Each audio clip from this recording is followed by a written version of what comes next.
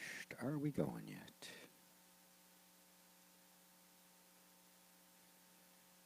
Not seeing anything.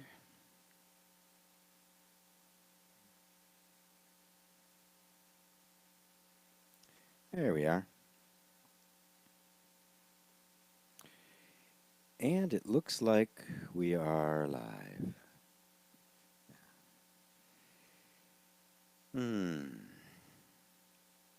Hey everybody, and welcome to Satsang on this beautiful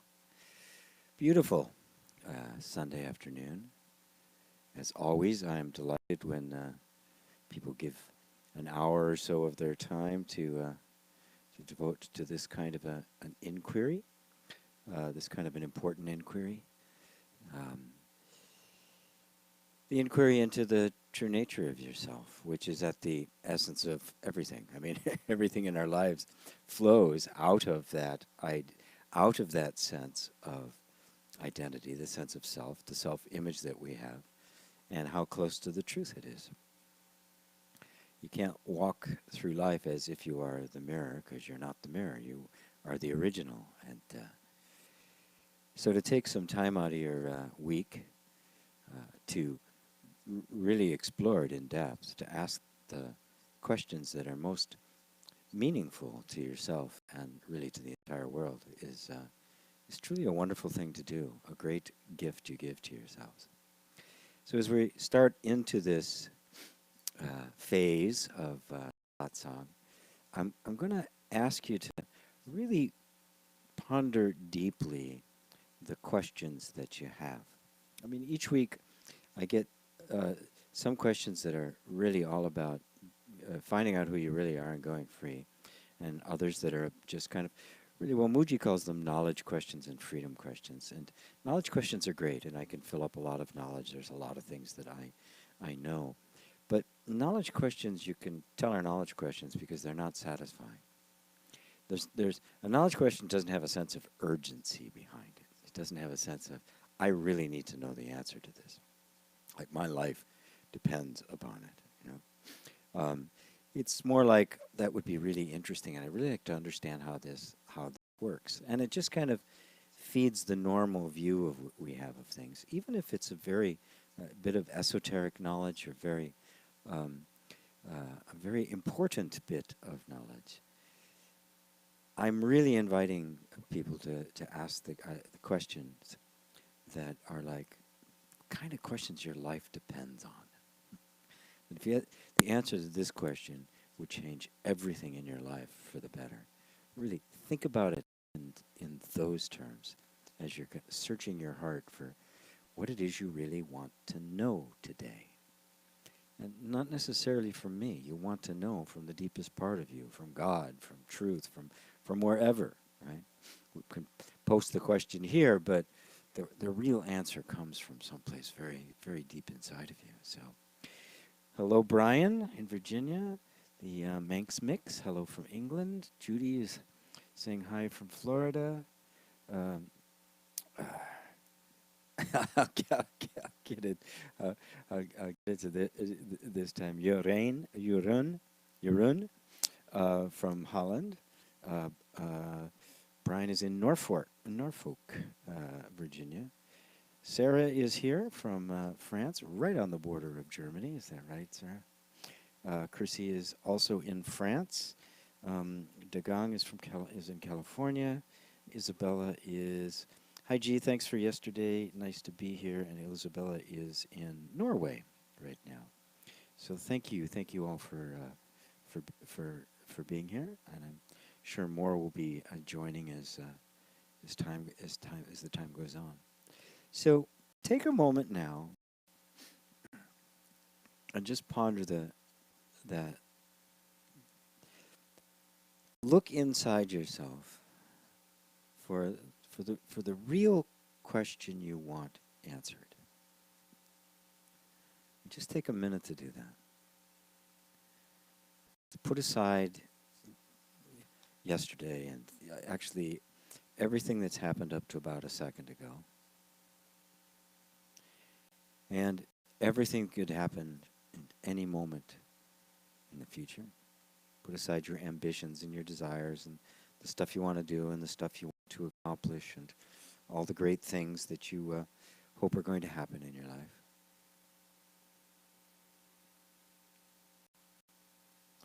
Just be really present right here. That really poignant and powerful question.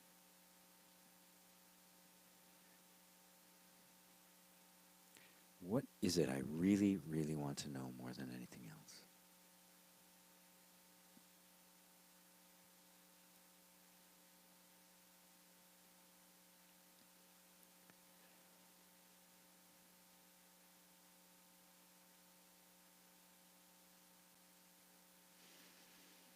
And, welcome Mark from Vermont.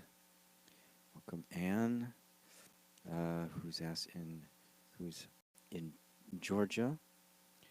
Just heard her best friend has stage 4 lymphoma.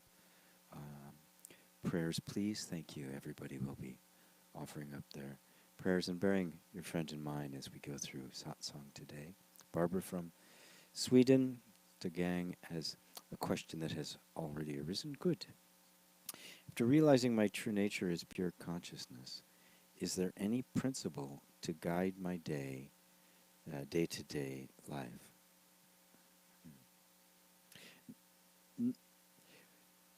If you have realized yourself as pure consciousness, that question wouldn't arise.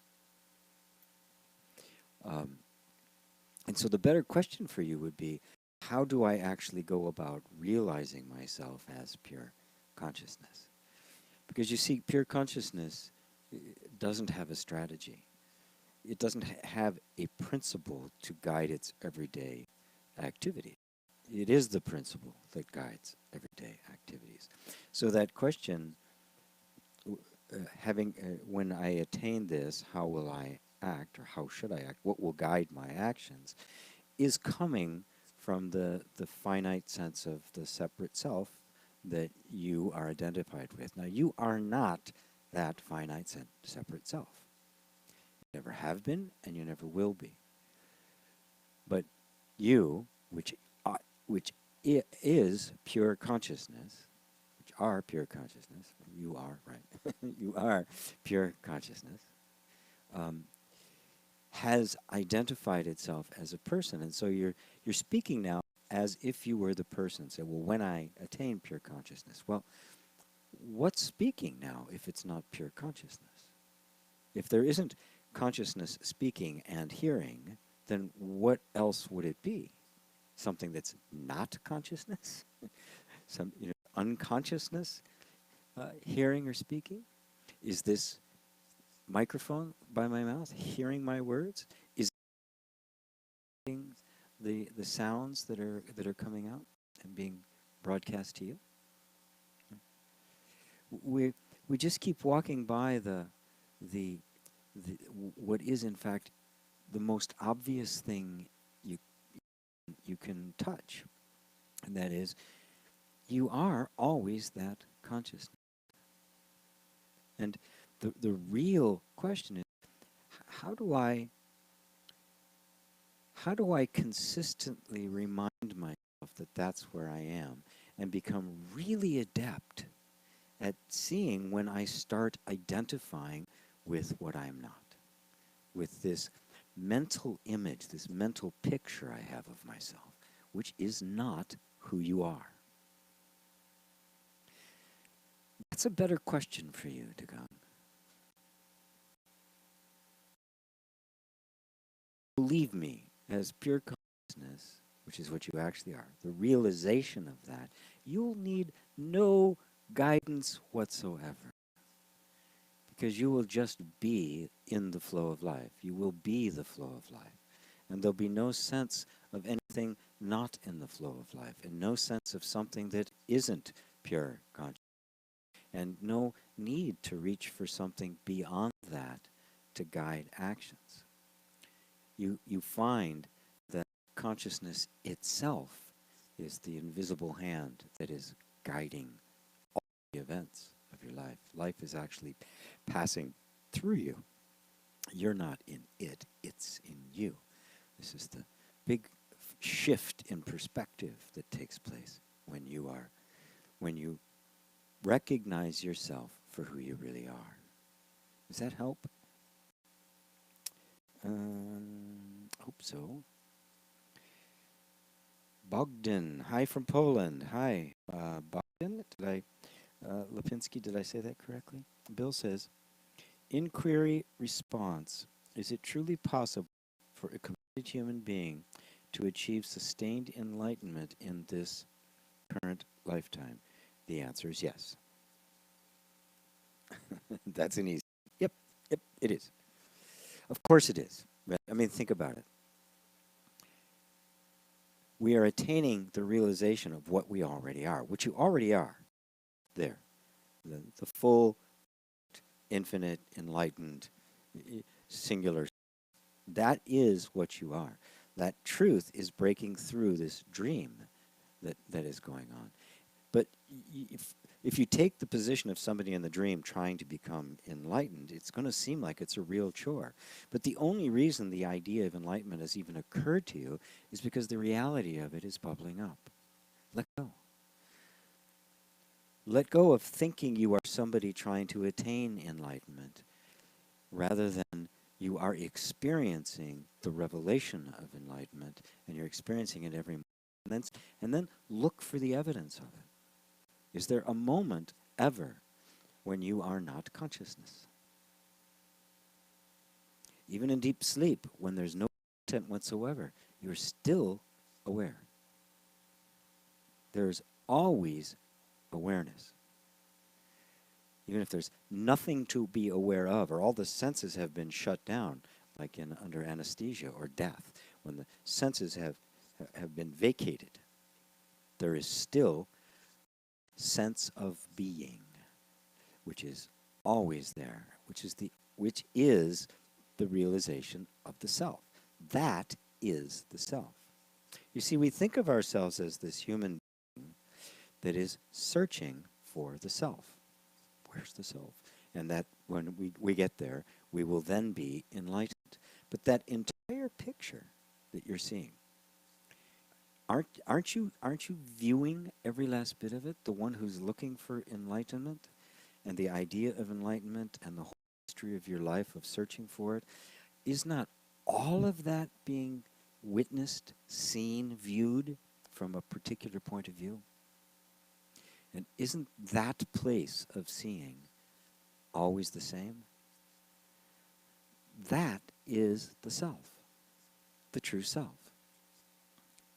And the sense of not being that is what is being lost in this. And the I, the sense of I, which has erroneously been identifying with what it sees rather than what is seeing, turns around and starts moving back towards the position of seeing, which is where you are all the time, right? I mean, it's where you always are. You're not somewhere else seeing. That seeing, knowing, that experiencing is always happening. It never stops. It is the place where everything else is viewed from. And so the only mistake is there is a sense of identification that has arisen, that identifies, that has created an imaginary person that's identified with the circumstances. But even the identification is being seen from a place that is not identified. So you see, enlightenment is something that is attained. It is not a state that the person attains. It is the vanishing of the person to, and enlightenment to simply be aware of itself. Does that make sense to you? Let's see if Bill responds to that. He hasn't responded yet. Euron. Sound issues. Is anybody having a hard time hearing me? Yeah. I got the little green lights. I can push it up a little bit more. So please let me know. Oh, Mira from Russia. Wow, hi. Hi, I don't think we've had anybody from Russia before. Thank you. Manx says, yes, the sound is patchy at times. The Gong says, thanks, GP. Bill Craig says, yes, good. So don't even let that thought about can you do it? Of course, it's what you already are. Can you blink?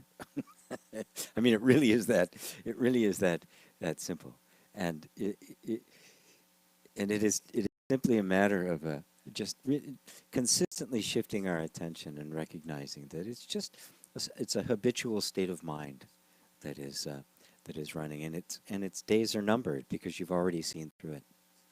Right? It really is just a matter of being consistent, and of course, even that you being consistent is being seen, and even that is being inspired from the place that doesn't need to get. Muji says it beautifully. He says, but your sound is, the volume is fine, but your sound is choppy. I'm not sure what you mean by that. Choppy. Is it like breaking up or something?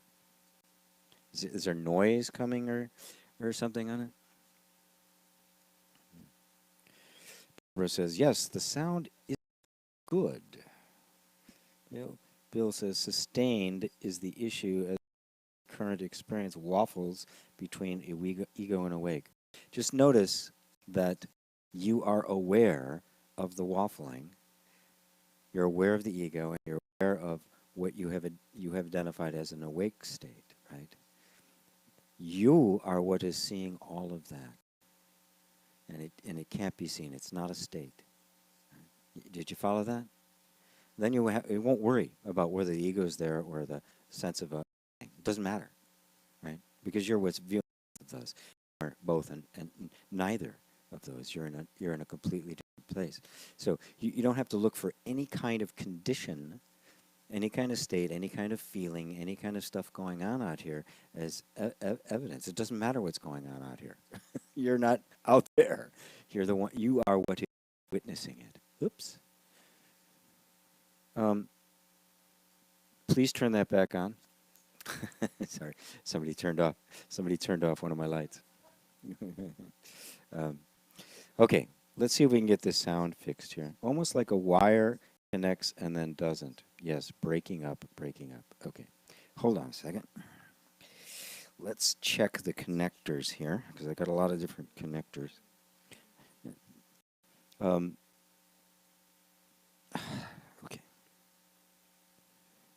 I'm not leaning on it. I'm not touching. How is it now? See if it's breaking up. Almost like a wire connect. Okay. And Pam. Hi, Pam from Norfolk is here in the UK. How are we doing on the sound now? Is it all okay now?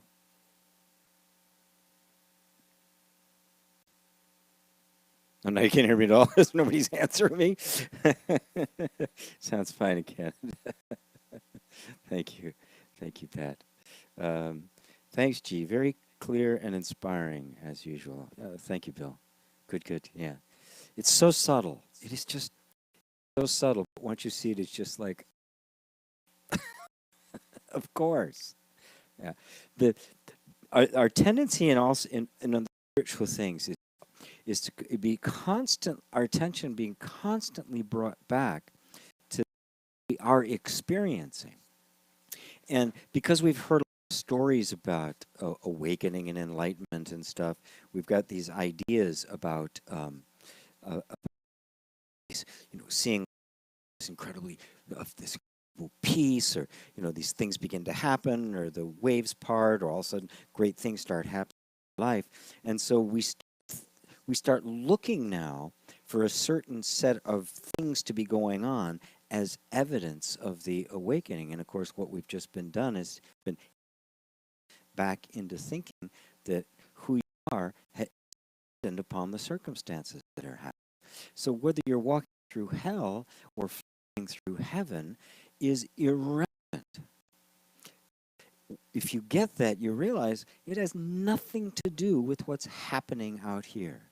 As a matter of fact, you can have enormously deep spiritual experiences, and then their life just go down the tubes.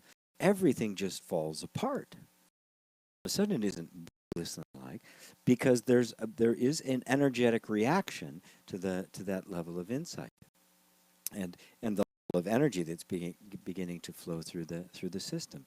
Don't pay it no mind. It doesn't matter. It's all just kind of a trick, you might say, to distract you back into thinking that somehow waking up is a circumstance, is a set of behaviors, is a set of events that take place. Oh, that's right, the heavens have to part and angels have to sing.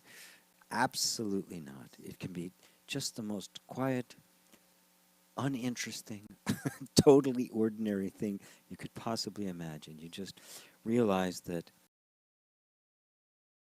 perturbed by events going on at all. It doesn't matter. We are not looking for a particular set of events, anything in particular at all.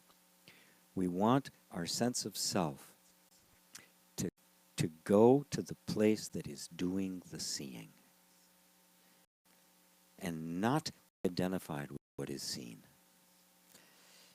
And you can tell that identification is taking place by the increase in how little you are perturbed by what happens out here.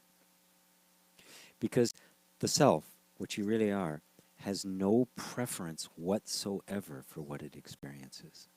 If there's a preference, I'd rather feel really good than really bad, then the perceiving is not clear. It's not clear. Because in order for there to be a preference, there must be an identification with someone who likes over that. Now, the moment I say that, your mind goes, what do you mean? I mean, you mean I'm not going to like anything anymore? Everything? It's nothing to do with that. Don't give this to your mind. It's just this state of pure, perfect allowing. No resistance whatsoever, which means perfect peace and no suffering. And that, of course, harmonizes everything that happens out here. You see, everything is just flowing quite naturally. There's no egoic identity or energy to get in the way and muck things up and push that away and pull this close. All of that grasping and just goes away. And you find that life is harmonious. It is flowing. It is perfect in and of itself. And you find from this place of having absolutely no preference, even if it isn't going perfectly. Because who said it's not perfect? In the place of the self, you can't see anything but perfection. Your vision is huge. It's enormous. It doesn't measure things simply in, is it working for me now? Right?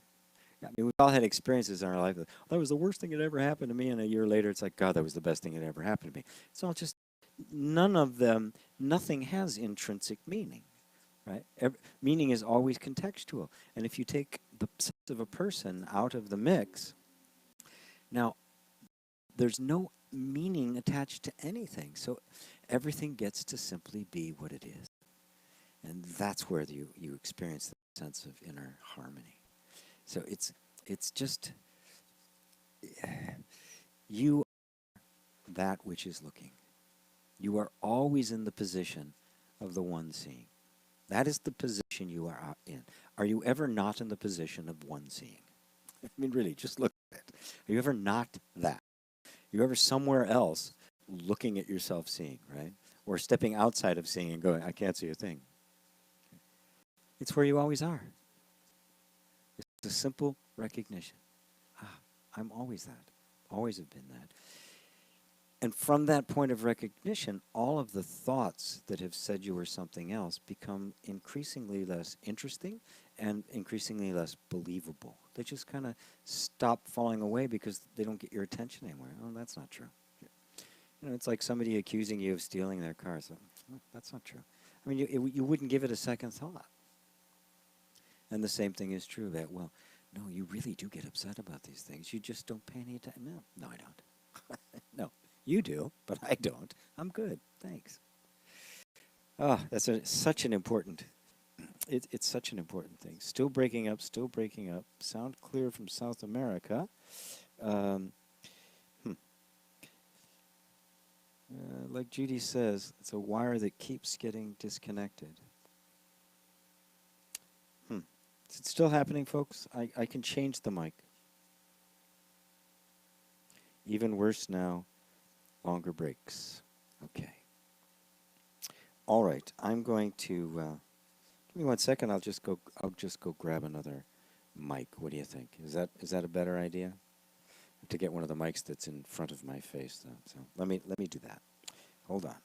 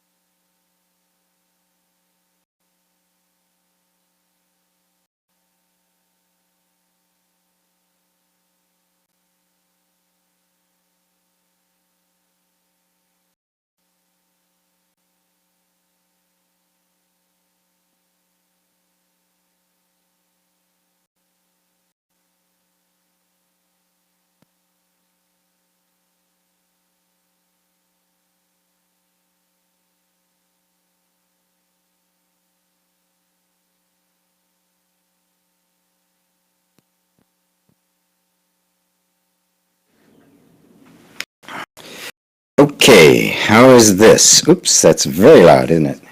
Pull it back so it's not too loud. Sorry, it's in my. Let's see if I can set this in such a place so it's not so in my face.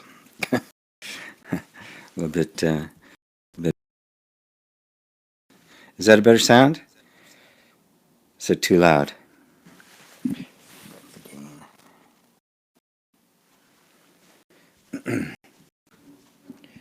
Maybe I get used. Sounds fine for now. Hold on. Head on.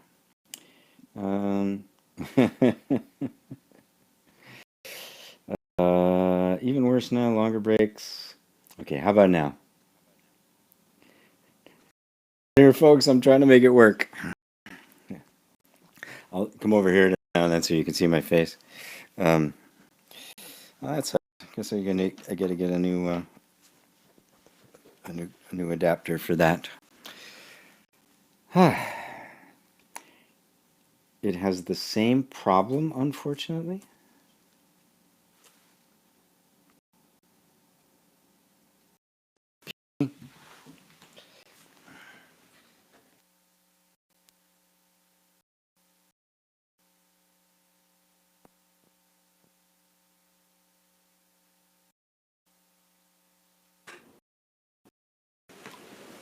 All right. What about this one? Maybe it was the channel in the in the in the mixer. How about this?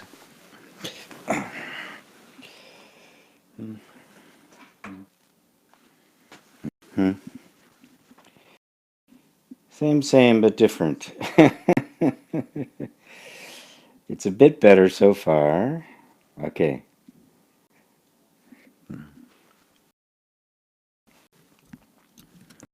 How about now, guys? I just put it in a. I don't know what I can do at this point. Running out of options. No, this is better. There you go. Okay. We found the culprit. This mixer is beginning to break on me, I think is the problem. So maybe the other headset was okay. I could try that again because it's a little easier to use. Okay, one more time. One more switch.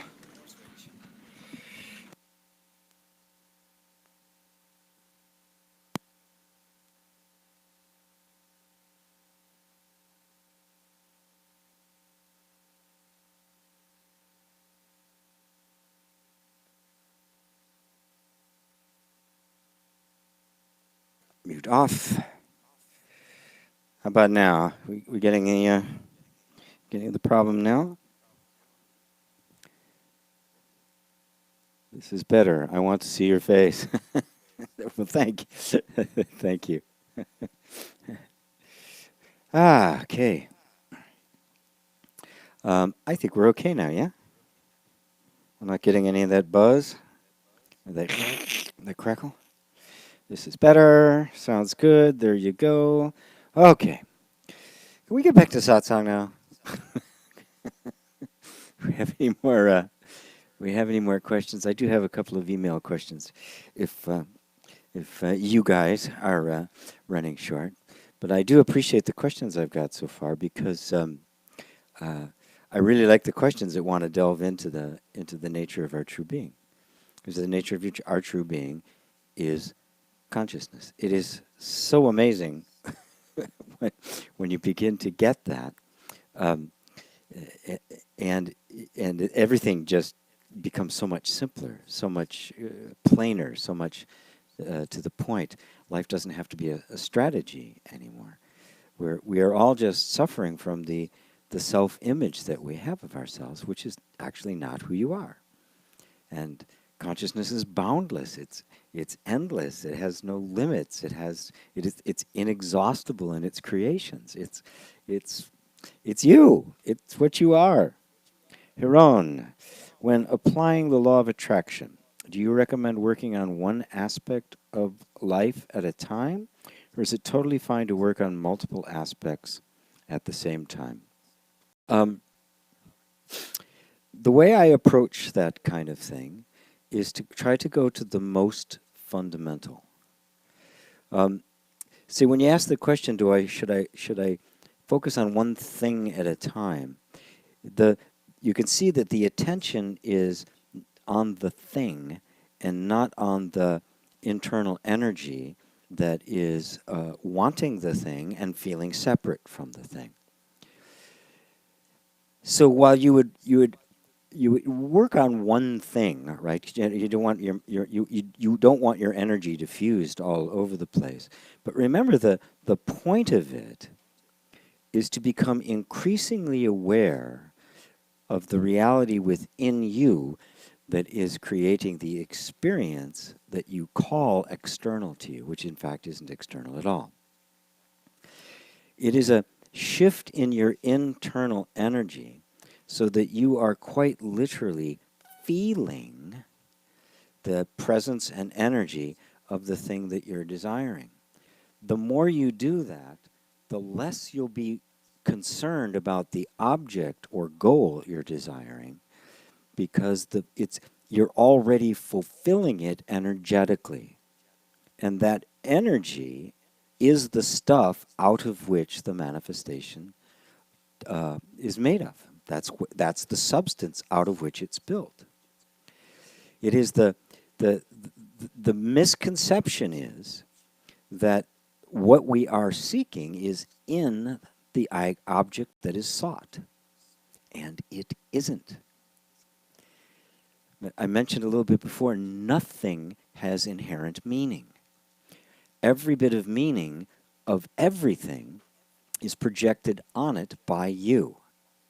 And if you feel a sense of lack of some quality, some characteristic, and you project it on some object, you'll be pursuing the object thinking that possesses this quality that you want. But in fact, it doesn't. You possess it, but in your belief, you've cut yourself off from it and projected onto something external. That gap right there is the suffering, and if that isn't closed, it doesn't matter whether you get this or not. You'll get it, you'll feel a sense of satisfaction for a minute, and little by little that satisfaction will get, the dissatisfaction will return. You know, that must not have been it, or it was something else. It's so very important to recognize that everything you are seeking you already have. The mission is to discover those qualities within yourself. When you do, they will manifest in some form externally. It may not be the exact thing that you are attempting to manifest, but it will be recognizable that it is the energy that you have actually been cultivating within yourself. And that's how it's done. And of course, you can also see that if you take that approach, you're not only manifesting a better life, you are actually liberating yourself from dependence upon external objects for happiness, peace, and freedom, which means you are discovering real freedom. And real freedom is unconditional and depends on nothing. If my freedom depends on anything other than itself, it's not free, is it? If anything I desire, anything depends on something external, some condition or circumstance or something, I'm a slave to those conditions, and I'll spend my whole life trying to control them. I may even become very politically powerful and have armies and stuff at my disposal and all sorts of things to try to control that thing, because I'm convinced that my freedom lies in something external to myself. Well, you are a slave. That is the exact opposite of freedom. Freedom must depend on nothing but itself. So it's kind of a long-winded answer, and I hope it helps you. So what I don't like to, for these kinds of things, I don't like to try to make it like a strategy, like, sit down and take a goal and, do these things for it, although sometimes that's useful.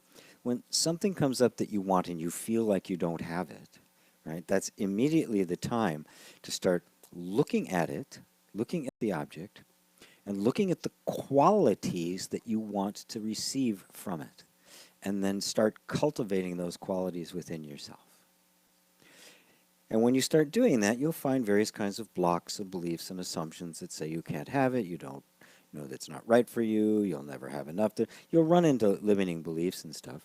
And of course, you can dispense with those. You know inner reconciliation, so you can dissolve those beliefs and get closer and closer to that sense of inner fulfillment. And then, little by little, forget about the object you're pursuing. You let go of the object because you're focusing your attention on the stuff out of which the object is made. And just do that every time something pops up where you have a feeling like you want something and you don't have it. Because the fact of the matter is, it isn't true. There's no such thing as lack. It's a concept. You just have been looking for it in the wrong place. It's here. I'm doing a class on this right now. It actually starts tomorrow, and I think you might even be in it. To cover all of this, because it's a very different way of looking at it. It's a spiritual way of looking at the law of attraction, as opposed to just another materialistic way of getting all the things that I want. As long as I think that what's going to make me happy and free is in some object separate from myself, I'm a slave, period. End of story. There's no way out of it. If it isn't in here, I'm screwed. If I don't actually have intrinsically the qualities of peace and happiness and joy and fulfillment and abundance within me, then life will be nothing other than suffering. Because I will be constantly being in a struggle with my environment to get what I need. And that's the way almost everybody lives their life. And the good news is, it's not true. Thank God. Mercifully, it's not true. Does that help, man? Ron says, well, I hardly feel lack anymore, thanks to Just Allow It, Volume 3. In fact, experiencing rapid growth and wondering whether to focus. You said yes, and where to put my focus. Yeah. Okay. When you're something comes up that you want. You don't believe in the lack anymore. Okay, good. So bring it. There's something that I want. So now you can start looking at the nature of desire itself. And the nature of desire is the first appearance of the actual fulfillment and manifestation. It is not the absence of it. It is, in fact, the presence of it. The way a seed is not the absence of the flower. It's, in fact, the presence of it. It's just not that yet. The very first indication of the pre-existence of the thing that we desire is the desire itself. This is such a this will change everything for you if you grasp that. When the desire for something appears, the thing desired already exists. It existed, and its existence is what pushed the desire to the surface in the first place. It just exists in unmanifest form, but it's like, you know what? It's time for me to be born. It's very difficult to conceive of something existing before it takes form, existing before we see it as existing. But what we're seeing here is the reflection. It is a shadow of reality. Reality is where everything exists in a non-physical or an unformed state, which means it's not a thing yet at all. It is just the potential for a thing. And our experience of the arrival of that, the birth of that, is a desire that arises within us for it. So you put all of your attention, when you see this, when you take your attention off the thing that you want or the goal you want to achieve, and put it back onto the desire for it. And you'll find in the desire is a clear map to all of the qualities and characteristics that you want to see made manifest.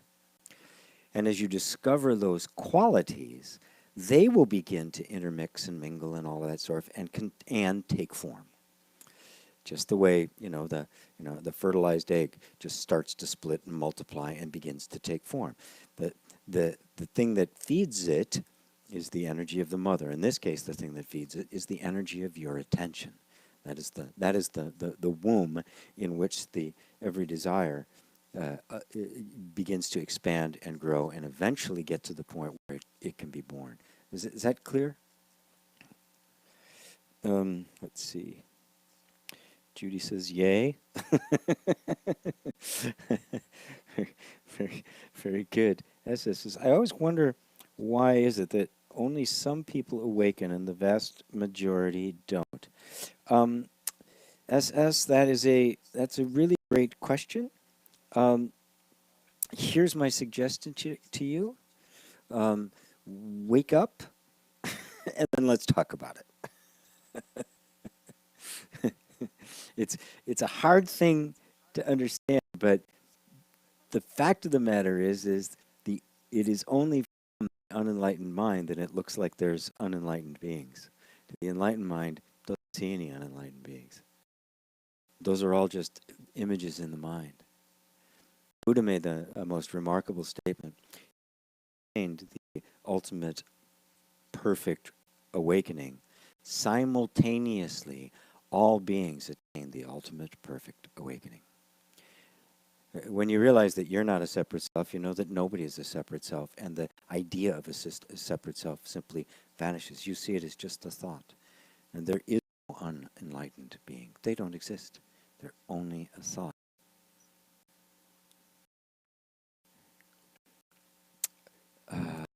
Pam asks, I also hardly lack, yay, but what I feel I am lacking is physical energy. Well, then okay. So look at the quality that you are wanting more of in your life. When you talk about energy, what does that really mean? Part of creative expression, it means having stamina and enthusiasm. It means having focused attention. Tell me what it appears as you're lacking when you use that word, physical energy. Dive into it, because you say physical energy. That's right. I mean, it's a concept, right? So put that aside and say, well, what am I really seeking? What are the qualities that I'm actually looking for? When you see it in terms of those qualities, start cultivating them. Start expanding on them, and pretty soon you'll find that they are in fact absolutely unlimited, and what you thought was missing before isn't missing at all. Give that a try. Shanika says, hi GP, lovely to see you. My question is, the Buddha's teaching have been here for 2,500 years. What exactly did he teach? And why his teachings have been on this earth for so many years? Love from London. Have been. Got it. Wow. Haron says, thanks, stuff to meditate about tomorrow. Good. Um, the essential teaching of the Buddha, which I can say with authority because it's in the Heart Sutra and he says it himself. And also he says it in the Lankavatara Sutra, a very little known, you've heard me mention it, but it's a very little known of his sutras, and not an easy read first time, but he says it very, very, very clearly that the ultimate teaching is emptiness. And let me say what I mean by emptiness, what he meant by emptiness. He didn't mean blankness, nothingness, voidness.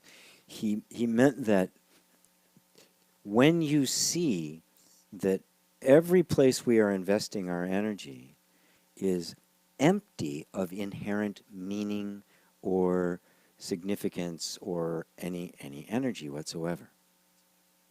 So, like when I was talking about manifestation, I'm pursuing this object because I think the object is going to make me happy.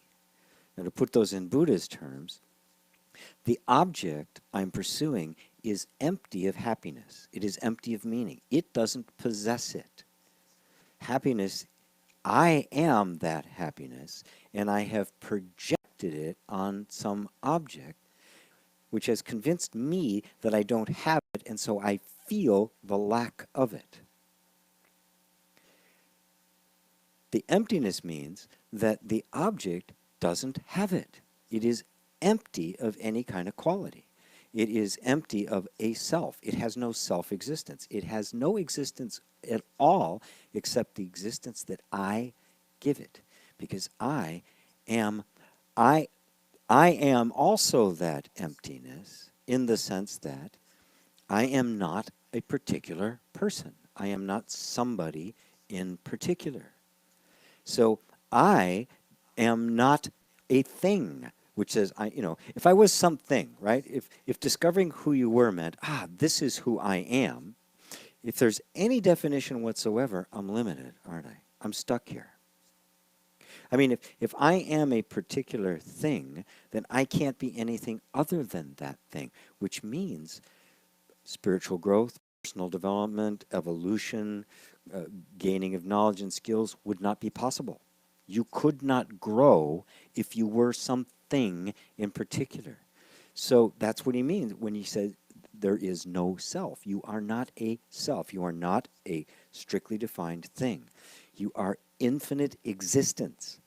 And infinite existence is empty of any permanent or fixed definition.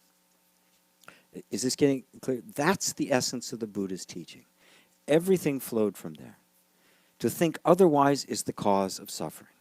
To get back to seeing it that way is the end of suffering. There's the four noble truths, the chain of causation, the five skandhas. Everything revolved around the teaching, the essential teaching of emptiness, and you can see that beautifully in the Heart Sutra.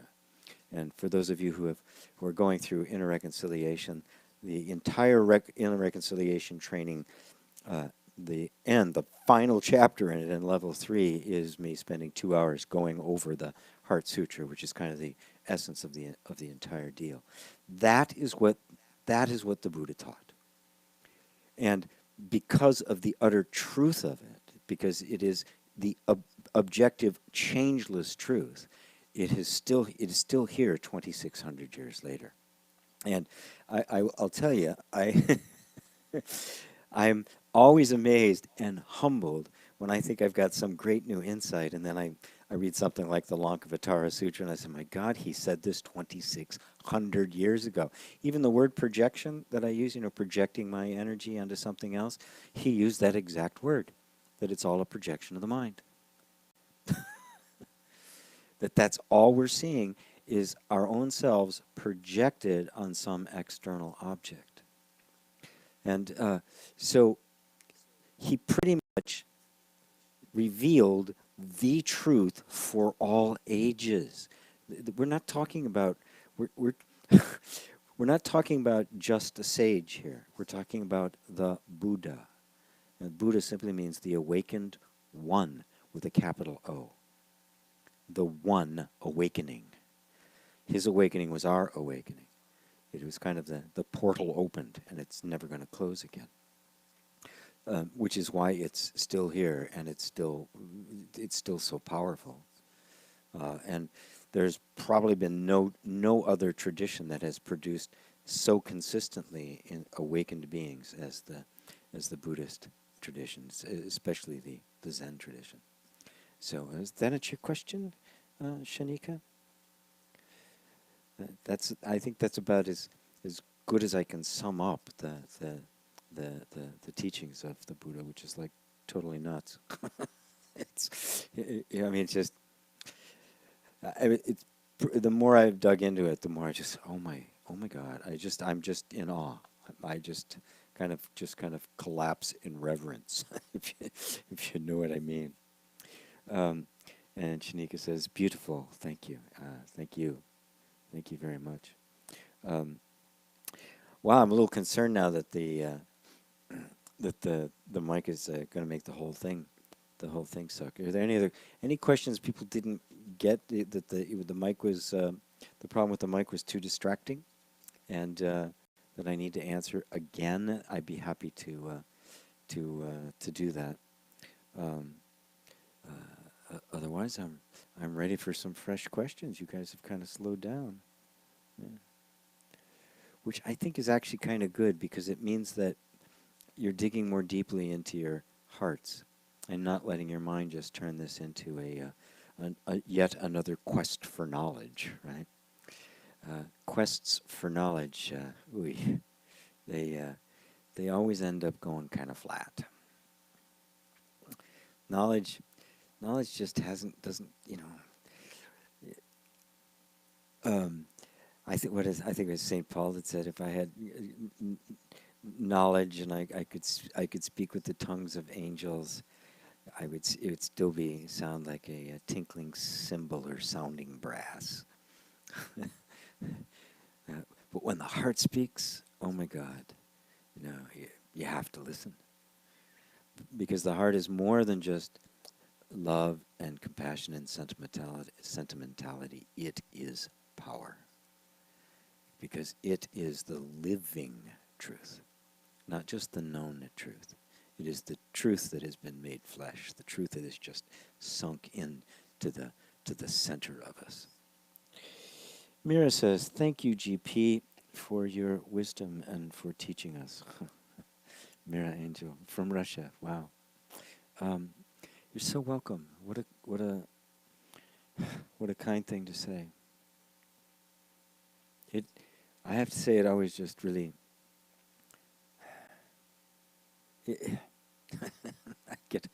sometimes I get at a loss for words. Rarely, obviously, but when I do, it's just because every now and then I just get overwhelmed at the magnitude of this truth that has been given to us. And that it's appearing in such abundance in our day and time. And we have the internet, which I consider kind of be a primitive, universal nervous system for all of humanity, so that the real teachings, ancient teachings that have been in the hands of just a few for millennia, are now just out there for absolutely everybody. I mean, look at all over the world. We're gathered together in the name of truth to discover what is true. And we're sitting in our own homes and we're having this conversation across thousands of miles. And not just us. Muji was doing his satsangs today. I was even listening before I was getting ready to come on, and others as well. It's like it's just breaking upon us in the biggest way. And every now and then, I just kind of hyperventilate. Just wow. I mean, we're talking a millennia old darkness is breaking. The nightmare is ending. Right now, it looks like it's getting worse, but it's because it's ending. It's reaching the crisis. It's reaching its Armageddon, as it were. Let's see.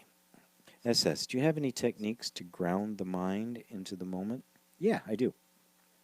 I always feel that the mind goes in the future of what's going to happen next. Yeah, it does.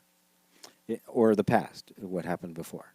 And often the future is really just an anticipation of what's already happened and trying to avoid it, right? Or repeat it, right?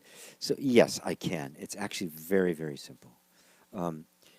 You just take and put your attention on the body. The mind doesn't actually exist in the present. You have to go into the past or you have to go into the future in order for there to be a mind. So you just sit quietly, close your eyes, you put your attention into the body and just notice how it feels. That's it. Just stay there with it. And when your mind comes up and goes, well, yeah, well, what's happening? Where's this going to, is this going to work? Is this going to be, you just think, thank you, I don't need you right now. And really, just feel the body. Don't try to change it if you feel it feels uncomfortable or if it's in pain or if it's tense. Or don't go in with an agenda to make anything different than what it is. You just are there in what I call the state, the yoga of allowing. You're just feeling your body. And you will find very quickly the mind just goes quiet because the mind does not exist in the present. The body always exists in the present. The body is never concerned about the past or the future. It's just always responding to right now. So if your attention is there, if your attention anchors itself in the body, you are literally anchoring yourself into the entire earth, into the cosmos as it is right this moment, and you are in this moment. That's how you do it. Bill, what is it that some Buddhists acknowledge God and most don't? There are different forms of Buddhism. There's kind of ethnic Buddhism, which, like Christianity did to Christ, kind of turned into a divine character. Hare Krishna did it to Krishna. They turned it into kind of a personalization that is the personality of God. And of course, God, if God had a personality, she would be bounded, right? It would be defined. And that wouldn't be. So there'd have to be something, God and something else. So God, by definition, is the infinite self. It is the infinite consciousness. It couldn't be anything else. If it's infinite, consciousness, awareness is infinite. They're all different words for the same thing. But when I am identified as a person, I tend to identify God as a person. If I'm a Buddhist, I'm going to see it as Buddha. If I'm a Christian, I'm going to see it as Christ. If I'm a Krishna or some Hindus, I'm going to see it as Shiva or as Krishna. So that's simply the way the mind works until it begins to touch the infinite nature of consciousness itself, and then it realizes that all of the saints and sages who have been talking about God have been referring to infinite consciousness, and we mistook them to be referring to some kind of tribal deity that was better than that tribal deity. You know the story goes. So there are some Buddhists that are more like that have not really dove into the actual teachings of the real essence of Buddhism. But of course, there's Buddhism has developed all sorts of different moral codes and all sorts of ways of just codes for living. The way the Judaism gave us the Ten Commandments, and Christianity has its kind of rules for how, because they're just kind of their modes of behavior that are better than others. I mean, in Buddhism they have don't take what isn't given to you, and in Judaism they say thou shalt not steal. These are good ideas, right? These are good ways to live, but they're not the truth. They just keep us from killing ourselves, but they're not the truth. And when the truth is discovered, you find that as it said about Christ, that Christ was the fulfilling of the law.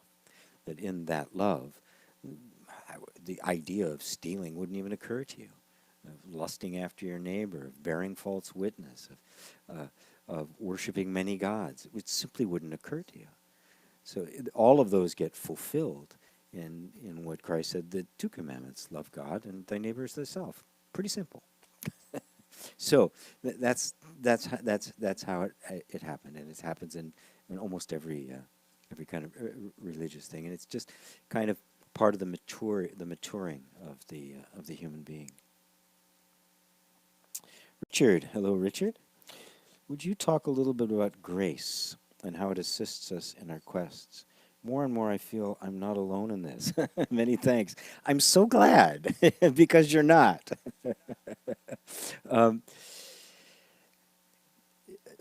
The experience of grace is this experience of something outside of yourself that is kind of like intervening and helping you, like a guardian angel or an invisible hand, or God, the way a lot of people see it. That is our experience when we're still identified as being a separate being trying to get to the ultimate awakening. And it's great. It's the right way, because it's a very opening. It's very religious. It's very humbling. There's a backing away from. So even the kind of non-dual inquiry that I teach and others teach can feed the ego. It's like, I'm doing this. I'm making the inquiry. I'm discovering my own true nature. When the fact is, you can't discover your own true nature. The true nature reveals itself, and it reveals itself to itself. As Muji said, I love the way he says this. He says, the one who starts the inquiry will not finish the inquiry, but will be finished by the inquiry. And Ramana Maharshi said, the I removes the I, and yet remains the I.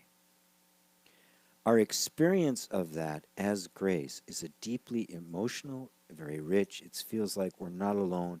We're being taken care of. Something's intervening. For those of you that know my story about on that bridge that night when I thought my life was over at 19 years old, and this loud and authoritative voice started speaking to me. That was pure grace. I mean, over time I began to see that this was actually the voice of my true self, that grace, the truth of being, Christ, awakening, enlightenment, redemption are all words for the same thing. The grace is the actual truth of your being, but it is appearing to you in a form that you can understand it. So it could be an angel talking to you. It could be a vision. It could be an angel showing up in your life as another human being. It'd be a cat. I mean, it could be anything that is our deepest, most inner being communicating it's again the real nature of your existence. And so it is the feeling of a divine intervention, but its design is to break apart the sense of being a separate self until that doesn't exist. And then you see that you and the guru and grace are all one. Does that answer it for you, Richard? It's a beautiful question, and I love it because the whole idea of the religious sentiment, the humility, the on your knees to God, gets kind of lost in the Vedanta and in the kind of inquiry that you see out there a lot, and the breaking open of a heart, the piercing of the shell of the egoic identity, surfaces, appears to us as humility, as a sense of, I don't know what the hell I'm doing, a feeling of running out of moves, dark night of the soul, and that just gets penetrated by this experience of this love that just comes from way beyond anything we know. And we call that grace. Ultimately, we see that it is our own nature being revealed to us. But it had to come in such a way that it could actually be seen and you could get it. Even the appearing of the guru or the teacher is pure grace. It's always grace that's speaking. It's always God that's speaking. It's always the truth that's speaking. It's never the one who appears, that the words appear to be coming from. Chrissy says, can you speak more about the inevitability of knowing oneself? I feel so painfully stuck in the small self. As I write, I see I am coming from the person seeking the end of suffering. Right. And now, how to know the truth that I am? You're answering this now to Richard's question. I feel as if grace has disappeared in my life. I can smile too. As I write, I see that I am coming from the person seeking the end of suffering. Now just stop, slow down, and come back and look at that. I see that I am coming from the person seeking the end of suffering. Who's that I? You're seeing the person seeking the end of suffering. Who's that I? Is that I suffering? Is the one that sees the suffering suffering? Is the one who sees the person, is that the person? This is the ultimate seeing. And that's who you really are. Of course, that's where you are, right? I mean, you're the one seeing. We go, oh, I'm this person. But we get wrapped up in the feeling of that, and somehow we think the feeling of that has to go away. It doesn't. You only have to see it. Ah, there it is.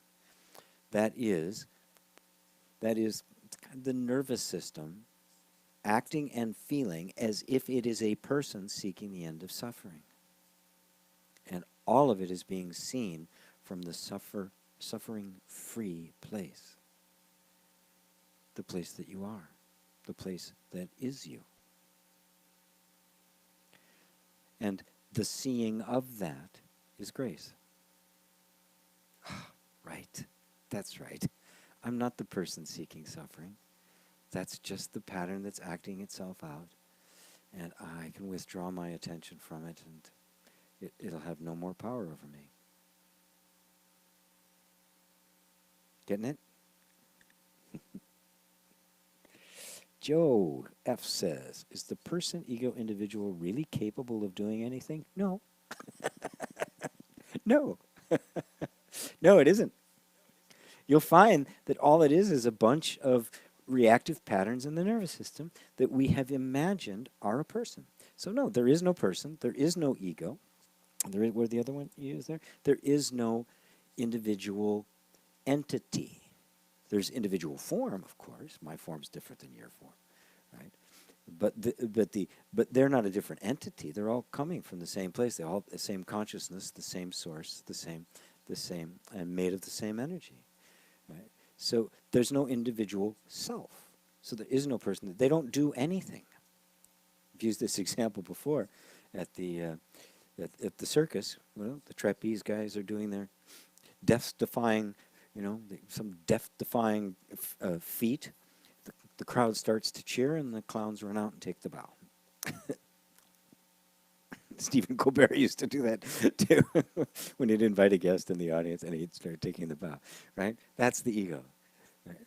And it's simply a pattern within the nervous system. It's not an entity. So no, it doesn't do anything. It's just like every. It's just a reaction. It's just a programmed reaction. And the part of that programmed reaction is the thought of I, that I did that. And then consciousness, oh, I did that. It gets kind of mesmerized by it, and so we see that, wait a minute, it's just a thought. I didn't do that. There's no I doing that. All of this is happening within consciousness. I didn't even do it as an act of will. It just kind of happened, like growing my hair. It just happened. I didn't, I say, I'm growing my hair. No, you don't. The hair just grows. I'm not growing it. I'm saying, come on, grow. You want to grow faster. It's just happening. Life is just happening, and there's nobody doing it. There is life, but there's no doer of life. There's no liver of life. Life is just happening, and it is being experienced. It is simply consciousness experiencing itself as manifest form, and there's no one in it. The idea that it is someone is part of the projection that Buddha was talking about. And that's empty. It's empty. There's nobody there. The only one who's here is here. And of course, you can do here, I can do here, and guess what? We're both pointed to the same here. Everybody point here, right? We're all pointing to the same place. We are all quite literally seeing from the same place. There's only one seeing going on. A lot of different views, but only one seeing. Chrissy says, yes, thank you. Good, yeah. It's easy to just sink right back into it again. Oh, yeah, that's right. The clown was taking a bow. Whoops. My bad. Okay, I'm back. So when people say, the egoic mind, it's just my ego. No. It isn't. It is a pattern of response in the nervous system upon which a sense of self has been projected. When you see that there is no self in it, that it is just a pattern like a computer program or something, completely empty of self, you can just let it go. And then you see that the picture of a self doesn't exist at all except as a thought. I mean, it's like Mickey Mouse. We can talk about Mickey Mouse all day, but Mickey Mouse doesn't really exist as an entity, as a self-conscious thing. We can talk about the ego. We can even use the word ego to identify certain kinds of patterns, right? But we recognize that it's just a word identifying the patterns. There's not an ego there that's an entity, right? We talk about, oh God, my mind is really giving me, gee, I had this great enlightenment experience and now my mind is giving me such problems. I go, what mind? What is this thing that's giving you problems? Right? You realize it's all imagined. You're having reactive patterns. The nervous system is adjusting to a new vision that you've given it. There's some resistance because it doesn't quite know what to do. And then we give it this attribute like it's a mind that is resisting us. There's nothing there resisting you. It's all just being thought and felt. Take all of that back, and you'll see that mind ends up being what in Buddhism they refer to as the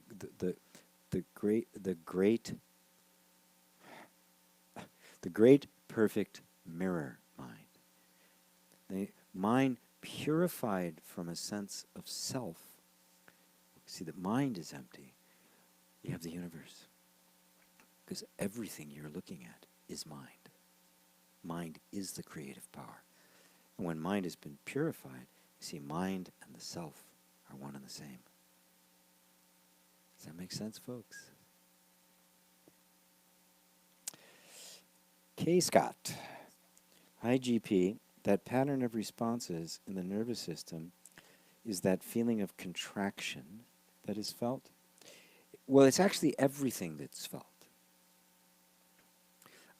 Obviously, the feeling of contraction is when there's a resistance there. And so if we just see, oh, something within me is resisting, rather than I'm resisting something, right? Can you see the difference? In one, I'm just standing back here noticing that there's a feeling of resistance, of contraction, of backing away. Right? But if I say I'm resisting, I'm backing away, it's very different. Rather than, there's a feeling of contraction within me and I'm aware of it. Right? Now I can actually reconcile with that feeling of contraction because I'm not in it. I'm this other place. Right? And I can be really compassionate with it. I don't have to try to get rid of it or push it away. I can bring it out. Without my identification, it may just completely dissolve immediately. But it may take a little time for the nervous system to adjust to, feel safe and be in a new environment that it can begin to settle down and know what to do and feel comfortable, a dog in a new home, right? All of a sudden, a little bit awkward, isn't going to know where things are and isn't going to know where its place is. But eventually, if you're just really patient and kind, it'll begin to settle in. That is really the in a nutshell, exactly what all the teachings of inner reconciliation are. It's how to do just that, so that you can now bring this light of awareness to the patterns of the nervous system, and liberate the nervous system from the patterns that it's stuck in. But first, liberating yourself from thinking that those are you, because they're not. Joe F., are all actions, decisions, experiences, and time of death determined at the time of conception? No, nothing is determined ever anywhere. It's not like it's destined in the sense that everything has a natural flow to it, right? Every piece of music has a beginning, a middle, and an end, if it's a good piece of music. You know, every movie has a good that. You know, there's nothing worse than a movie that goes on way longer than it should, right? You know, it's like 2.5 hours. Oh my God, is this thing over yet? Oh my God, when is it going to be over? I mean, everything's got a very natural flow to it, and in that sense, you could say that every life has a destiny to it, that it's going to flow in a certain way. But of course, when conscious awareness comes into a life, all bets are off, because it's no longer flowing according to a mindless pattern. There's consciousness is here now. It's living in a completely different universe. So nothing has become fixed. Nothing is fixed at all. Everything is just going to flow in exactly the right way. But it doesn't matter anymore to you. See, even if it was destined, if every single event of that life was laid out, there's nothing you could do about it. If that's what it's going to happen, you know, bada boom, bada bing. You know, this is it in, exact time of death, everything, boom, right? It still wouldn't matter, because it has nothing to do with you. You are the consciousness that is aware of this particular flow of life. And that flow of life is going to be full of surprises. And when you are not identified with it, the energy that is flowing as life is also liberated. It isn't contained and stuck within the narrow idea of the belief that I'm this person. When there's no person there, life itself flows naturally, beautifully, in all the ways, until it just exhausts its particular use. You know, this, at some point, this body that everyone knows as GP will have served its purpose, and I'll be done with it. Right? I will wish it well. I mean, well, wish it well. There's nothing to wish it well. It's just going to dissolve back like a wave hitting the shore, and then just falling back into becoming one with the ocean again. Its particular form had really great qualities, really useful things for, you know, what I was supposed to do this in this life, and then it'll run its course and go away. Fine. It has nothing to do with me. It's just been the vehicle. You know, the car wears out. You know, you can only repair it so many times before it's time to just kind of like let it return to the elements from which it came. You know, dust to dust, ashes to ashes. Right? So it's not really fixed in the sense that everything's neatly laid out, and it's not like that. And you really don't even have to concern yourself with it. Every moment brings with it, with consciousness, there is an inevitability in every moment of something that's going to happen. And you can just feel it and see it and flow with it. And in that presence that you are, something about that flow will be just exquisite, just stunning. So, okay, Scott says, very clear, thank you. Ah, great. Joe says, the self can do anything and does everything.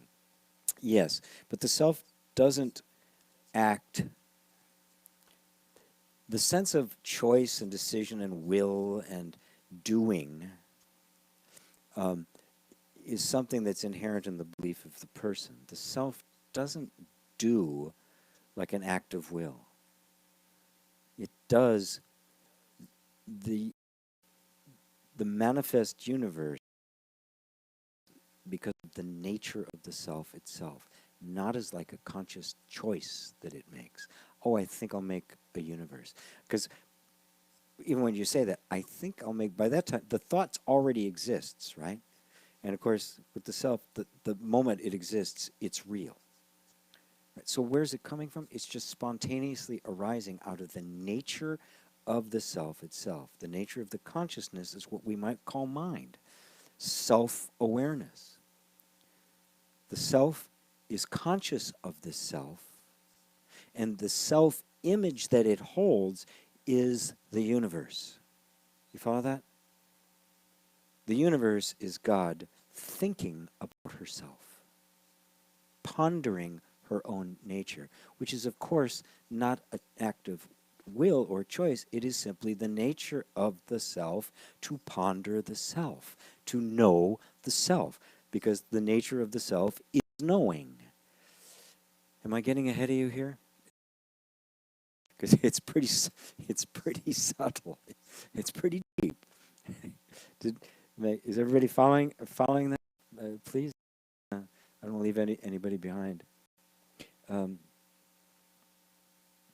Hey GP, you accidentally skipped some questions. Oh, I did. Okay, well here's one. I can't see it. It's a little too small. Great. Samakato. Question. I'm not really a believer in the law of attraction as it is properly taught, mystical. I usually stay clear from anyone who teaches it. Well, I'm glad you're here then, because I do teach it, but I don't teach it in the same way. And I'm always suspect of them too. The moment I see some guy standing in front of a bunch of cars, you know, lighting cigars with $20 bills, I'm kind of out of there. I'm open to EFT though. Will EFT work without the magical belief? I don't want anything to be a magical belief. I don't want anything to work because I believe it. I mean, that's the problem. Things work because we believe them, and then we think they're working because of some inherent power in them. That's also part of this projection of something onto something. Everything works magically, right? I say the same thing about most of the things that we regard as medicine. There's been lots of studies of medicine, even with the placebos. Nobody bothers to study the placebos, right? Wait a minute. They should have no effect whatsoever, but if our beliefs are affecting things, that's where we should put our attention in. EFT as a modality works. I've seen it work whether people believe it or not, and objectively, you know, hooked up to machines and measuring it and that sort of stuff. The theory as to why it works, I don't think, you know, I'm not going to hazard it. I'm not going to put out there why I think it works. It's not really important to me. If it works, even temporarily, and gives some relief for suffering, I'm all for it. What I feel behind your question, which I really like, is a search for the real objective truth, and for that I would just point you towards yourself, that which is having the experience, because everything else is an idea about objective truth. Like, well, is that the objective truth? Is that magical thinking? The way in which you discern that really has to come from you. It has to come from being aware of yourself as this conscious entity, and really wanting to know what is the origin of this consciousness. Is consciousness producing things? It does. You know, magical thinking, magical beliefs actually produces those results, even though from another perspective, you know, it's just a belief. It's not an objective truth, yet it creates the experience that they're looking at. That's really interesting. And I go, well, okay, how does that work? What is the power behind that?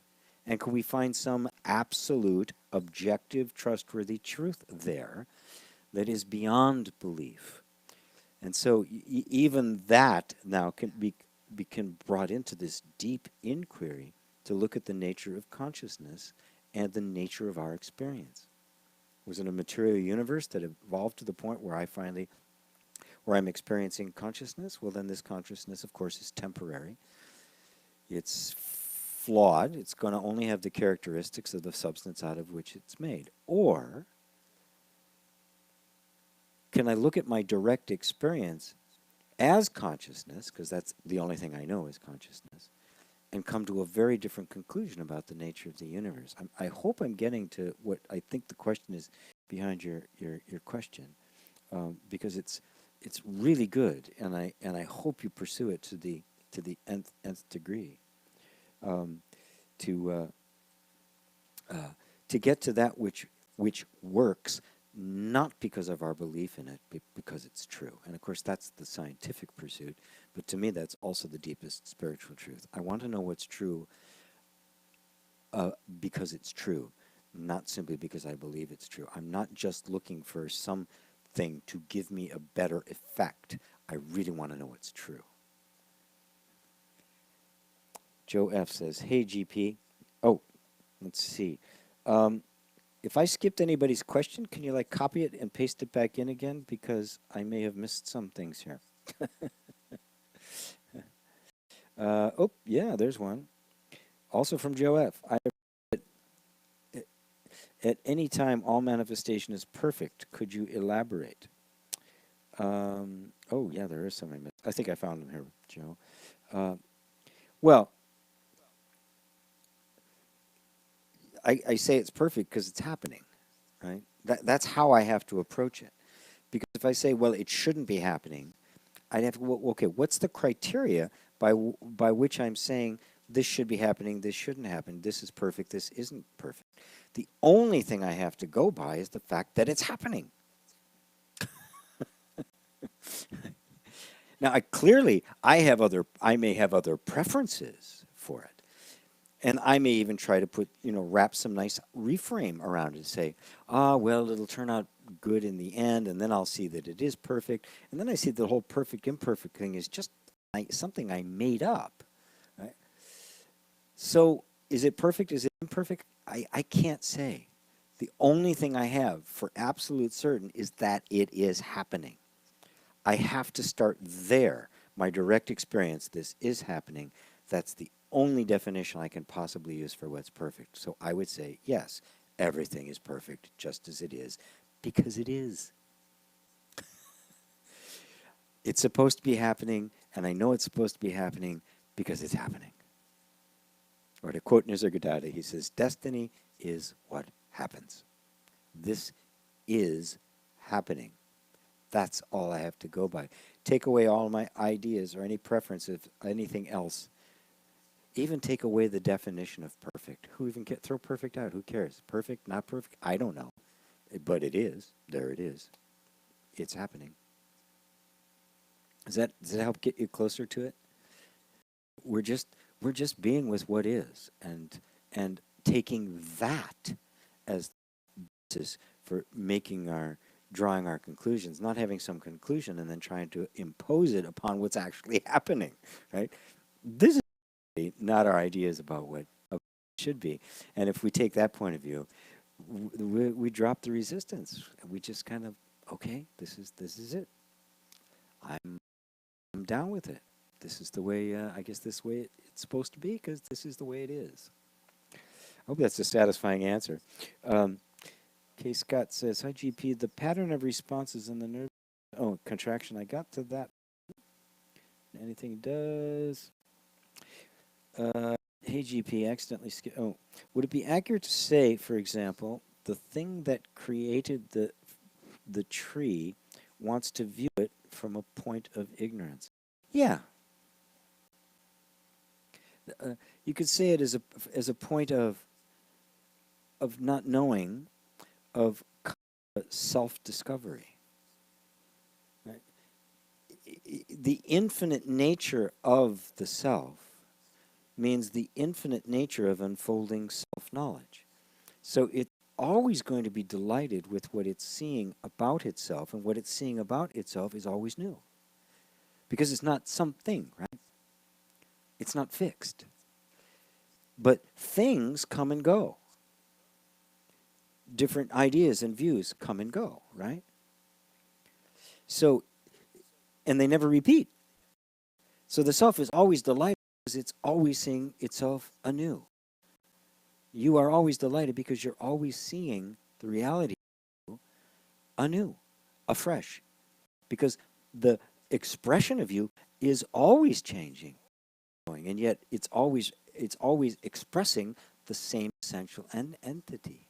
And so that entity isn't something, oh, this is what I am, and it's like it too is constantly delighted with its own discovery of itself. So the self knows itself as a tree, it knows itself as a bird, it knows itself as a quasar, it knows itself as a couple sing, it knows itself as an electric bass guitar. And if you know, it just keeps changing and growing and expanding, and so the self just keeps. The self does not keep growing and expanding, but the idea of the self is constantly growing and expanding. Never ends. Is that help you? What we're dealing with is consciousness experiencing the constant, fresh, new expression of itself, and therefore the utter delight with itself expressed constantly in the newness and the freshness. Is that making sense? I don't think I've ever talked like this before. I don't think I've kind of given this out before. This is new. I like this. I like being able to do this. I've never really felt like I could talk about this kind of stuff. That it was like open. It was always. So thank you all for being so open. It's bringing up some new things for me to bring out. Joe F. says, years ago I came to a point where I was absolutely adamant about killing myself. Never having touched spirituality ever before, I spontaneously renounced everything and asked who I am. Beautiful. Then grace happened. It is amazing the self can do that. Yeah, what you did, you consciousness, the reality of you, just so fed up with feeling the constraint of the imaginary person it believed itself to be, said, I just want to kill myself. Of course, what it really wanted was to kill the false sense of self that was making it feel contained. It was taking the whale and putting it at a swimming pool and going, why am I so damn uncomfortable? And it becomes, fuck it. Boom, throw it all out. I don't care anymore. And then spontaneously, who am I? And in that setting, yes, pure grace. The doors just start to open. You fed up. No more. I just don't want another version of this same limited person. Let me out. And that's actually being inspired by grace, by the truth of who you are, that was never actually contained, but just imagined itself to be that way. It is amazing that the self can do that, ain't it though? Ain't it though? The macaco? The macaco? Sorry if I'm butchering that. Thank you. Oh, you're very welcome. Oh, I'm glad I got that. Yeah, it was a good question, and thank you for being so right there on it. Love it. Joe F. says, during my awakening, I learned that my birth was intentional, and when the person saw himself in the mirror, that I had done this. So that I had done this. I'm not sure I understand that one, Joe. During my awakening, I learned that my birth was intentional. Yeah? And when the person saw himself in the mirror, that I had done this. I'm not exactly sure what the question is. Can you say that in a different way? I'm not quite getting it. And normally, usually after I say that, it begins to solidify, and I know what it is, but I'm kind of lost on this one. But don't go running off too fast, because what I've been saying about how God perceives herself, which is how consciousness perceives herself, is why there is such a thing as form. It's why the you that got identified with even exists. Why this body is here. This body is the self pondering itself. It is an image in consciousness. This is the self. Everything is the self. The computer you're looking at this on is the self, or the phone, or whatever it is you're looking at. It's all the self-image of the self. It's like the movie on the screen, right? You're really entranced by the movie, but what you're staring at is the screen. And the movie is the activity of the nature of the screen. That's all you're seeing, is the screen. And the movie may even be about somebody looking for his origins, right? Some character traveling all over the world looking for his source. Dude, you are the source. It's it. it's in this. Could you imagine a movie of the character who's out on this journey to look for the screen? I mean, that's kind of what we're doing, right? This is the self, all of it, every last bit of it. The only little fly in the ointment is believing that the object that you're perceiving is an entity in and of itself, that it has a self rather than just being no self, being the reflection of the self. That's it. And like your thumb is tiny, but it can block the entire sun, right? Get it close enough, it can block the entire sun out, block the entire world out, just with your thumb. That's it. This tiny, tiny little idea, this tiny little self, seems to block the infinite universe until you see through it. Oh, it doesn't exist. It's just a thought. You are the self. This is the self. This is the self. The shirt is the self. This microphone is the self. Every hair is the self. The self pondering itself. Because the nature of the self is mind, is self-reflection, is knowing. What does it know? Itself. Oh, are you getting it? Is this like bubbling things up? Let's see, Joe. If the universal I had done this, yes. Okay, now I got it. Yes, absolutely right. The person saw the mirror. I had done this. Yes. And until that sense of I had started identifying with what it was seeing, it was just the sense of I have done this. And we all start out that. Little kids are like that, right? But we get identified, and then we come back, and well, hopefully that's the awakening, right? It may take multiple lifetimes, but eventually you go, that's right. I did this. I did all of this.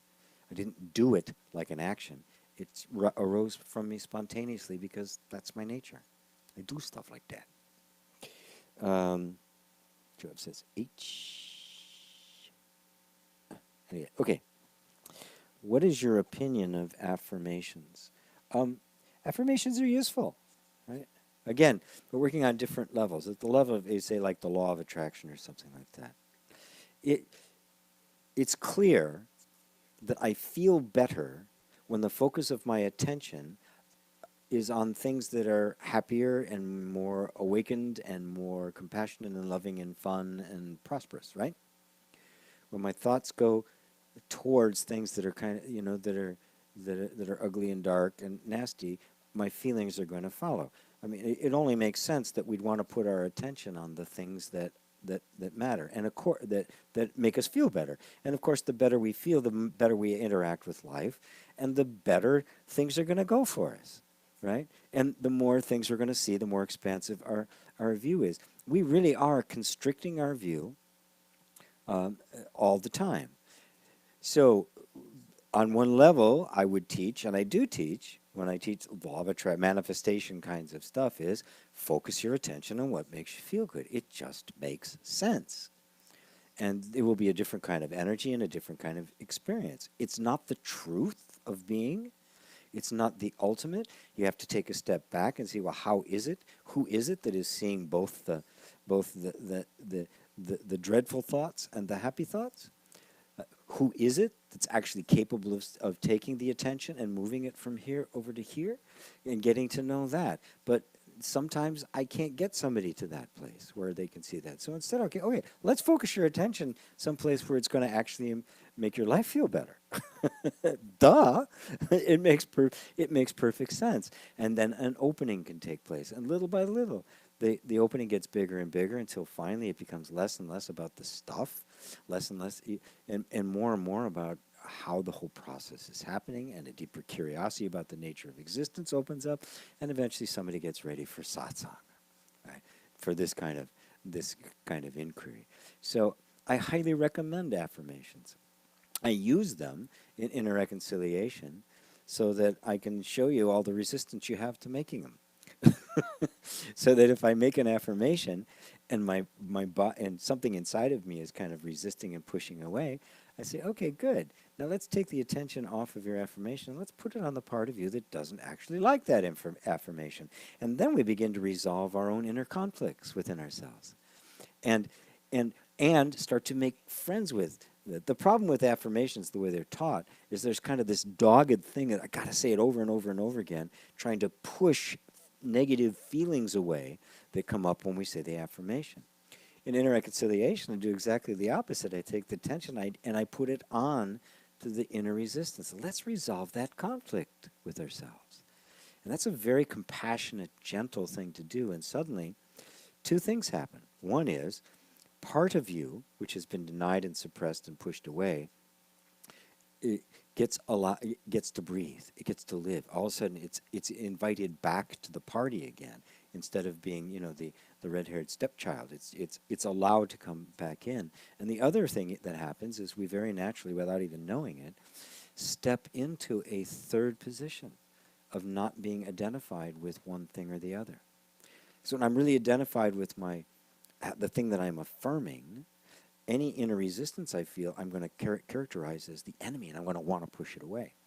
So if we step out of that position of not being so dogged here and get interested in this, what we've done is we've actually gone to the neutral third position. Now, if I was to teach that in non-dual terms, what I've done is I've just taken you into the place of the self. I've taken you into pure consciousness. But I don't say that, especially like level 1 of or the yoga, or one of the introductory courses. I don't say that because they're not ready for it, right? So every real teaching and teacher has developed the capacity to speak to people on a variety of different levels. Every teacher does that to a certain degree. Some very, very wide, like the Buddha could speak to anybody, and some more narrow, right? But you have to be able to teach we have to be able to see enough of the state of mind of the person we're dealing with to move them to the next level and be willing to do that. And of course, nobody did that better than the Buddha. I consider him to be the greatest teacher of all time, and I think it's a well-founded view. So I hope that helps. Whoa, you guys keep going here. Alex says, "Hi, Alex from Spain." Hi, Alex. Can you tell me if psychedelics are a valid shortcut to enlightenment?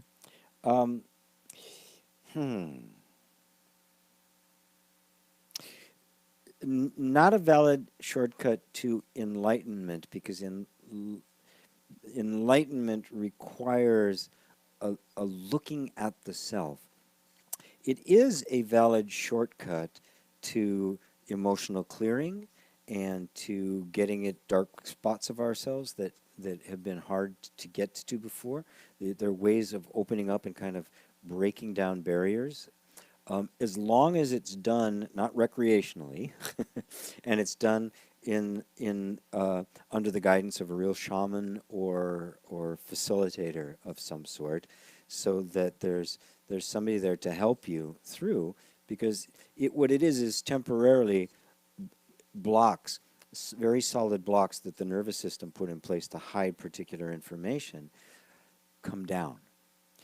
Now, you have to be prepared for that, and you have to be with somebody who can facilitate that, because those blocks coming down, they're up there because oftentimes it's dark and terrifying, the thing that you're not wanting to see. And that's what, when somebody would have like a bad trip, is when something like happens prematurely. So there's still a preparation even for that. So for that stuff, yes, I say it does have legitimacy. But I've met a lot of shamans, and I've met a lot of people, facilitators and the like. And at times in my life, I've done some of that stuff myself. And what I realize is that it cannot answer the fundamental question of who am I? Who is it that is having the experience? That's a different kind of inquiry, and the only place I've found it is in what I'm showing you guys right now, in this kind of inquiry and allowing and thoughts of turning the attention not on what you are experiencing, but on who's having the experience. Now, that said, even then, I have all sorts of different techniques and stuff I've developed to help prepare somebody to deal with some of the darker stuff that comes up. And even after awakening, inner reconciliation works at helping it integrating the awakening experience into our everyday life and into the nervous system.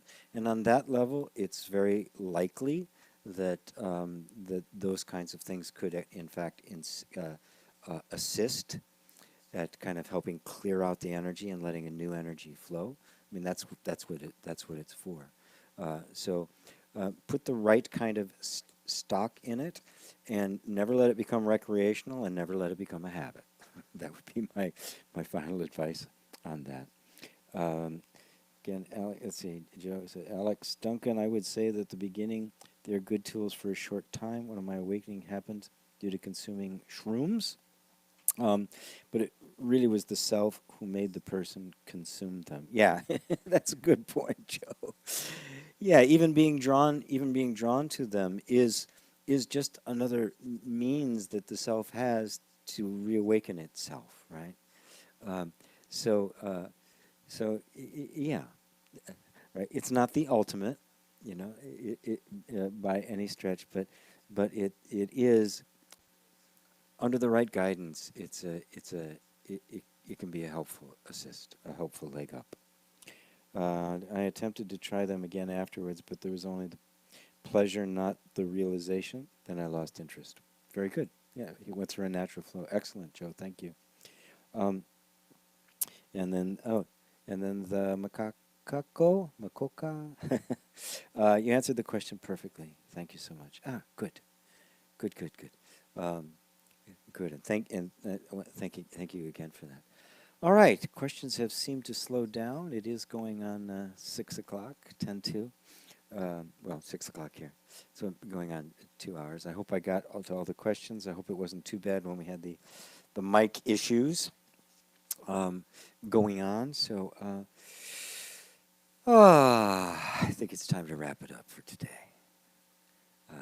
I could just keep going. I'm so delighted the way it went today. Went to a much deeper place today. The questions were deeper. I really want to thank you all for going here with me and for helping me get there. It really is so gratifying to just kind of watch the awakening take place and watch how consciousness is liberating itself from its imagined limitations. So, that's why you can keep taking them. Psychedelics make you realize that there's nothing to realize. That's why you can keep taking them. Yeah. Okay, so thanks so much, GP. So I think we're gonna call it for today. Yeah, this is a good place to break. So once again, everybody, you can all say goodbye to each other here. There. Thank you all for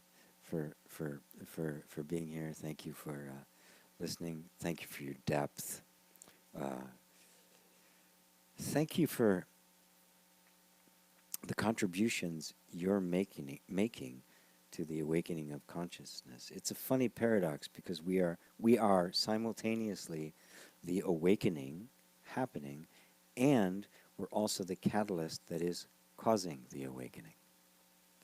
As it kind of ripples out, the more energy that it brings up in us, the more it just ripples out, and the more inevitable it is as it just kind of flows across the whole of humanity, waking humanity up to who it really is, which is simply the self loving the self.